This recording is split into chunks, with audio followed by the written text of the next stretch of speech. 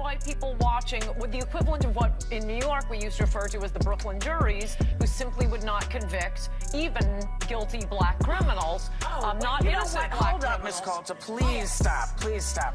If you're going to talk about race, at least know what you're talking about. At least know what you're talking about. Well, tell me how much you know about being black. Imagine being so confident in your opinions, yet completely unprepared to face cold, hard facts. That's exactly what happened when Ann Coulter walked onto The View and left Whoopi Goldberg scrambling to defend herself, and came armed with facts and logic. And let's just say Whoopi's usual deflections didn't quite hold up this time. Buckle up, because this is one heated debate you won't want to miss. But before we dive into the chaos, make sure to smash that like button and subscribe to this channel for more fearless takes on politics, culture, and the media. Did you subscribe? Great, let's get into it. The fireworks started the moment Ann Coulter took her seat. As expected, she was ready to challenge the liberal rhetoric, and oh boy, did things get messy fast. The conversation took a sharp turn when Ann made a bold claim. Liberals have been using race to push agendas that don't actually benefit black Americans. According to her, this race-baiting strategy does more harm than good, often keeping the very people it claims to help trapped in cycles of dependency, crime, and economic stagnation. Cue Whoopi Goldberg. The moment Ann criticized liberal policies, Whoopi wasted no time jumping in with her signature stop energy. It was a classic Whoopi move. Derail the argument before it could gain momentum. But Ann wasn't about to let that slide. With surgical precision, Ann brought up the infamous O.J. Simpson verdict, arguing that it was a turning point in America's racial discourse. She claimed that moment signified a shift, one where white guilt stopped being the primary driver of race-related policies. Instead, she argued, policies that actually saved thousands of black lives began taking precedence, such as tough-on-crime measures that reduce violence in urban communities. Whoopi wasn't having it. She interrupted, shaking her head. Hold up, Ann. If you're going to talk about race, at least know what you're talking about. But Ann didn't flinch. She calmly responded, I do know what I'm talking about, Whoopi. I'm talking about actual data. And the data shows that when policies like stricter policing and welfare reform were introduced, crime rates in black neighborhoods dropped. More families got off government assistance and became self-sufficient. That's progress. Isn't that what we all want? Whoopi, visibly irritated, fired back. Oh, so now Republicans are the saviors of black communities. Ann smirked. No, Whoopi. Facts are, it's not about who gets credit. It's about what actually works. The tension in the room was palpable. The audience, usually quick to cheer for Whoopi, seemed momentarily unsure. And that's when Whoopi went for the usual fallback, turning the conversation into a personal attack. You can't possibly understand what it's like to be black in America, she said, her tone growing sharper. Ann, unfazed, leaned forward. Whoopi, this isn't about personal experience. This is about policy. Good intentions don't matter if the results hurt the people they are supposed to help. But Whoopi wasn't interested in engaging with the argument anymore. She waved her hand dismissively and tried to pivot the conversation elsewhere. The rest of the panel quickly followed her lead, throwing out emotional anecdotes instead of addressing the actual data Ann had presented. And just like that, a real debate was shut down. The fallout was immediate. Social media exploded, with many praising Ann for holding her ground and refusing to be silenced. Others accused The View of doing what it always does, turning serious discussions into emotional spectacles where facts take a backseat to ideology. But this moment was bigger than just another heated segment on The View. It was a perfect example of how conversations on race, policy, and crime are often hijacked by emotions and personal attacks. Ann walked in with statistics, historical context, and hard evidence. Whoopi responded with interruptions, deflections, and appeals to identity politics. The question is, why is it so hard to have an honest conversation about what actually helps black communities?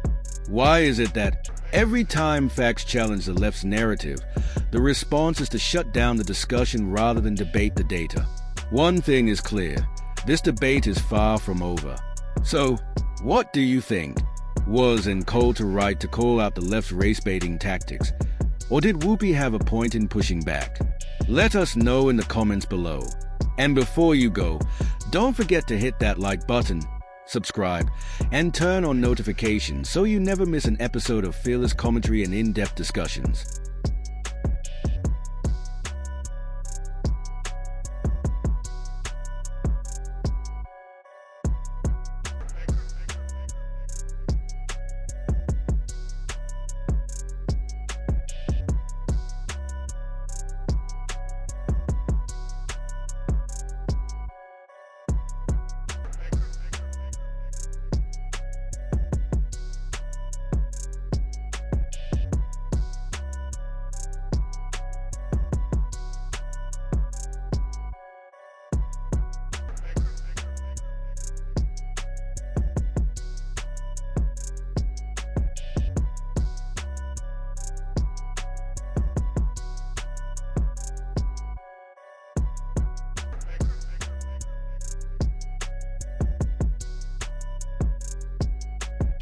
Dan, as composed as ever, fired back without missing a beat.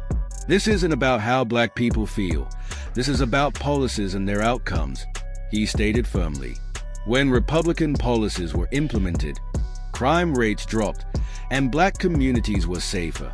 That clearly didn't sit well with Whoopi, who responded with a dismissive, "Well, tell me how much you know about being black," and didn't flinch.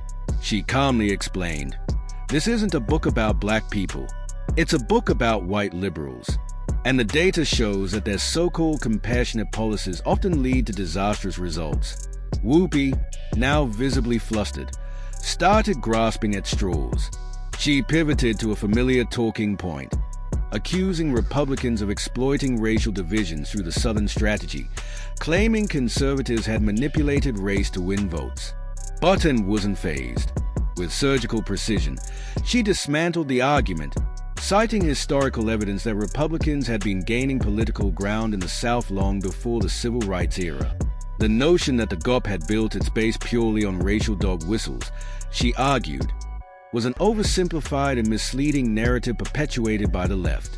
At this point, Whoopi defaulted to her go-to tactic, turning the debate away from policy and into a conversation about personal experience. "How can you talk about this when you've never been black?"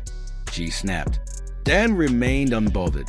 Without hesitation, he shot back, "This isn't about personal feelings. This is about facts.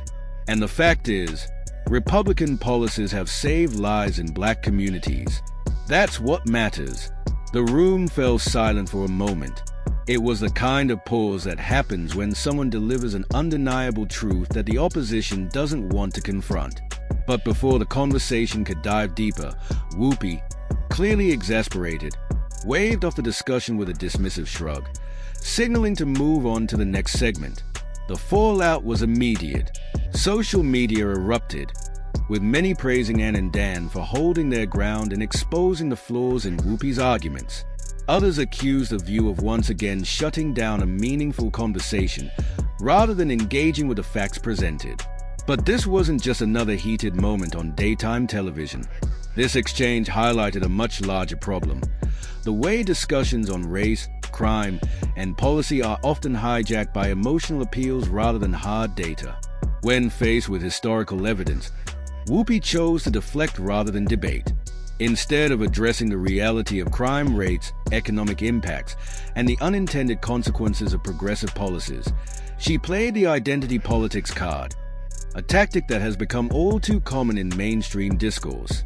The bigger question remains: why is it so difficult to have honest conversations about race and policy without them devolving into personal attacks?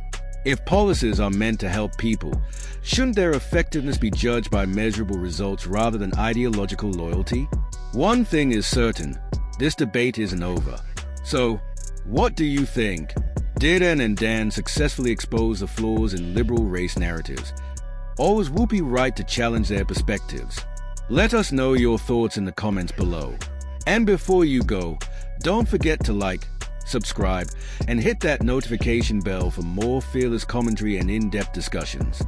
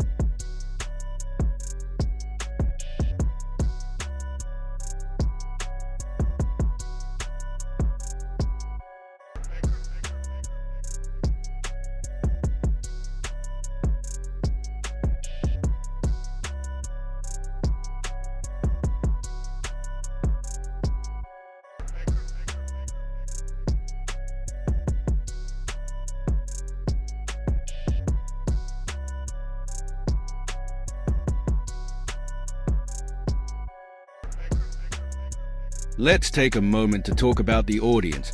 You know, the ones who erupt into applause every time Whoopi raises her voice, as if they are responding on cue rather than actually listening. It was almost comical, and came armed with receipts, bringing facts, data, and historical context to back up her arguments. But the crowd? They acted as if facts didn't matter. Every time Whoopi interrupted, the audience cheered, not for substance, but for the spectacle. It was less about debate and more about reinforcing an echo chamber. By the end of the segment, one thing was crystal clear and had rattled Whoopi. Rather than engage in a legitimate discussion, Whoopi resorted to emotional appeals and straw man tactics, dodging the actual points raised. What could have been an opportunity for an open, honest exchange turned into a predictable display of deflection, and came prepared for an intellectual debate. Whoopi relied on the same tired rhetoric that her audience has come to expect.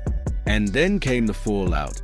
Social media exploded with reactions, some applauding Ann for standing her ground and exposing the inconsistencies in Whoopi's arguments, while others criticized the View for silencing dissenting opinions rather than engaging with them.